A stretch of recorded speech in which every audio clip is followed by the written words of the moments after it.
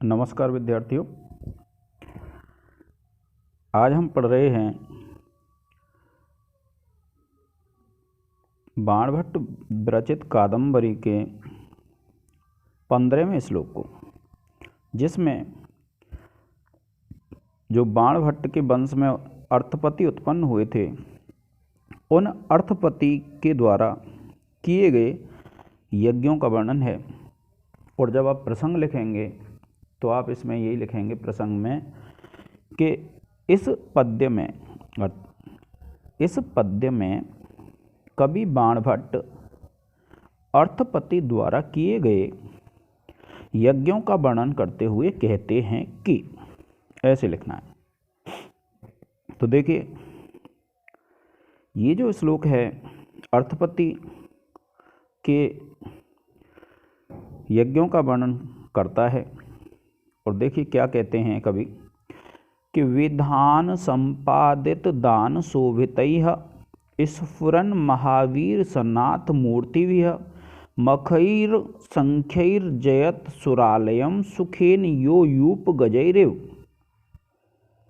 देखिए एक बार पुनः पढ़ लीजिए कि विधान संपादित दान शोभितैः स्फुरन् महावीर सनाथ मूर्तिभिः मखैर संख्यैर्जयत सुरालयम सुखेन यो यूप करैः गजैरेव। क्या कहते हैं? विधान कहते हैं विधि विधान पूर्वक, कि विधान यानी विधि विधान पूर्वक संपादित कहते हैं किए गए, यानी विधि विधान पूर्वक किए गए। क्या कहते हैं? विधान यानी विधि विधान पूर्वक संपादित यानी किए गए। दान शोभितैः यानी दान के द्वारा जो शोभा पाते हैं उनके द्वारा, स्फुरन यानी स्फुरत होते हुए, महावीर सनाथ मूर्तिभिः यानी महावीर सनाथ मूर्तिभिः यानी महावीर, महा का मतलब होता है बड़े, तो महा यानी बड़े, स्फुरत यानी स्फुरन होते हुए। तो इसमें क्या कहा है कि महावीर का मतलब होता है विशाल, बड़े, तो महावीर सनाथ मूर्ति यानी महावीरों के सनाथ मूर्ति यानी सनाथ मूर्तियों वाले। फिर क्या है? यानी मूर्ति भी मखय कहते हैं यज्ञों के द्वारा, ये विसर्ग हो जाएगा। असंख्य कहते हैं जिनकी कोई संख्या नहीं थी, जिनकी कोई गिनती नहीं थी, ऐसे यज्ञों के द्वारा अजयत सुरालयम, अजयत माने जीत लिया, सुरालयम सुर के आलय को, अर्थात जो देवताओं का आलय होता है, जो स्वर्ग होता है, उसको जीत लिया। सुखेन सुखपूर्वक, यानी जो अर्थपति हैं उनको अत्यधिक प्रयास भी नहीं करना पड़ा और उन्होंने क्या है? स्वर्ग को जीत लिया।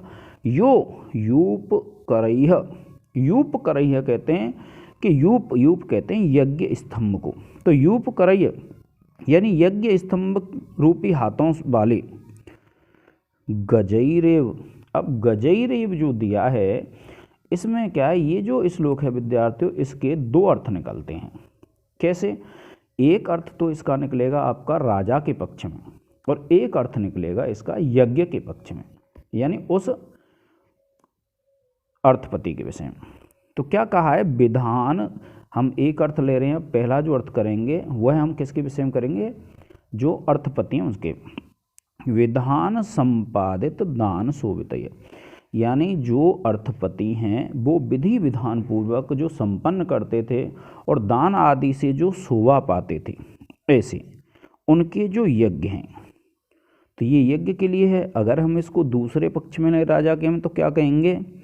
राजा के अर्थ में होगा कि विधान, तो गज के पक्ष में, जब हाथी के पक्ष में लेंगे तो क्या कहेंगे कि यज्ञ विधान अर्थात मद जल को प्रकट करने के लिए दिए जाने वाले भोजन द्वारा निकले हुए मद जल, यानी विधान संपादित दान शोभितैः, यानी जो भोजन आदि राजा देता है, क्योंकि ये गज के लिए अर्थ निकलेगा राजा का हाथी।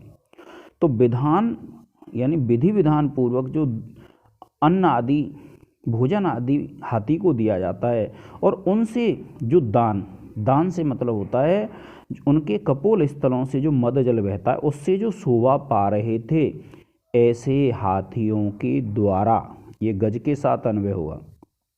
और यज्ञ के पक्ष में लें तो विधान संपादित दान शोभित, यानी विधि विधान पूर्वक किए गए और दान आदि से जो शोभा पा रहे थे ऐसे यज्ञों के द्वारा। एक मख कहते हैं यज्ञ को और गज कहते हैं हाथी को। तो एक तो अर्थ है मख के अर्थ में और एक है हाथी के अर्थ में। स्फुरन कहते हैं स्फुरण होते हुए, प्रतीत होते हुए, दिखाई देते हुए। महावीर सनाथ मूर्ति भी है कि महावीर सनाथ मूर्ति भी से तात्पर्य है यानी प्रज्वलित होती हुई यज्ञ अग्नियों वाले। अगर हम यज्ञ के अर्थ में लेंगे तो प्रज्वलित होती हुई यज्ञ अग्नियों वाले। मखय और असंख्यय, और कैसे थे वे? असंख्य, जिनकी कोई संख्या नहीं थी, ऐसे यज्ञों के द्वारा सुखेन सुखपूर्वक यह जिस राजा ने जिस अर्थपति ने यूपकरैः यानी यज्ञ स्तंभ रूपी हाथों के द्वारा, यानी यूपकरैः के ऐसे यज्ञ स्तंभ रूपी जो यज्ञ थे, स्तंभ रूपी जो यज्ञ थे उनके द्वारा अजयत सुरालयम, यानी देव जो सुर का आलय है, सुर कहते हैं देवताओं को और आलय कहते हैं घर, यानी उन्होंने उन देवताओं के घर को अर्थात स्वर्ग को जीत लिया। इसी प्रकार से कि स्फुरन महावीर सनात मूर्ति भी है, यानी स्फुरण होते हुए, भड़कते हुए बड़े बड़े, महावीर का मतलब बहुत बड़े योद्धाओं की मूर्तियों के द्वारा, अर्थात जो योद्धाओं के शरीर वाले थे ऐसे।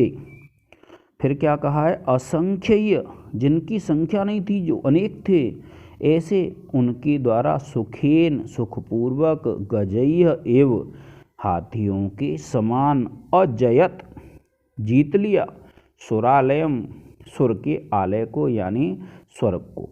तो इसमें क्या बताया गया है कि जो कवि बाणभट्ट के वंशज थे अर्थपति, उन्होंने विधि विधान पूर्वक यज्ञ किए, दान आदि भी किया, और जो अत्यंत प्रज्वलित होती हुई अग्नियों के द्वारा जो यूप रूपी हाथ थे उनके द्वारा जो असंख्य थे, जिनकी अनेक संख्या ऐसे यज्ञों के द्वारा सुखेन अजयत सुरालयम, यानी सुखपूर्वक देवताओं के आलय को यानी उस भवन को अर्थात स्वर्ग को जीत लिया। कैसे?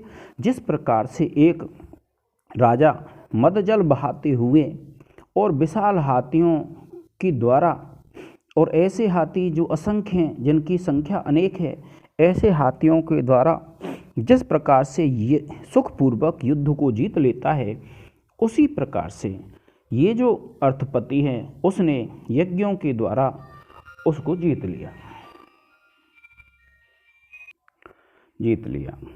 अब देखिए, आप इसका अन्वय देख सकते हैं। यह विधान संपादित शोभितैः स्फुरन महावीर सनात मूर्ति भी यूपकरैः गजैः एव असंख्यैः मखैः सुरालयम अजयत। अब देखिए, ये अनुवाद है विद्यार्थियों।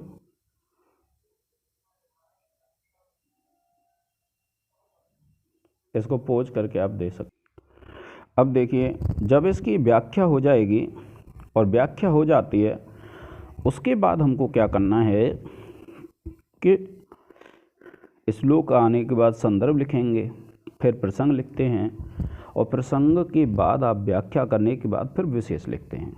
अब विशेष में, जैसे ये विशेष है, अब विशेष में क्या है कि सबसे पहले तो हम वंशस्थ छंद लिख देंगे कि इस पद्य में वंशस्थ छंद है, दूसरा है इस पद्य में गजई रिव में उपमा अलंकार है। अब इसके बाद क्या है, इस पद्य में समासोक्ति अलंकार है। फिर आप व्याकरण टिप्पणी लिखेंगे। अजयत तो जी धातु है, लंग लकार, प्रथम पुरुष एक वचन। फिर मूर्ति भी है तो मूर्ति शब्द है, तृतीया विभक्ति बहुवचन। गजई रिव है तो गजई है प्लस एव विसर्ग संधि है। संपादित है तो सम उपसर्ग पद धातु और त प्रत्यय है। और यो है तो यद शब्द है, पुल्लिंग, प्रथमा विभक्ति एक वचन। तो इस प्रकार से क्या है, इसकी व्याख्या पूर्ण हो जाती है। तो आज की इस लेक्चर में विद्यार्थियों इतना ही। आगे हम पढ़ेंगे दूसरे लेक्चर में। जय हिंद, जय भारत।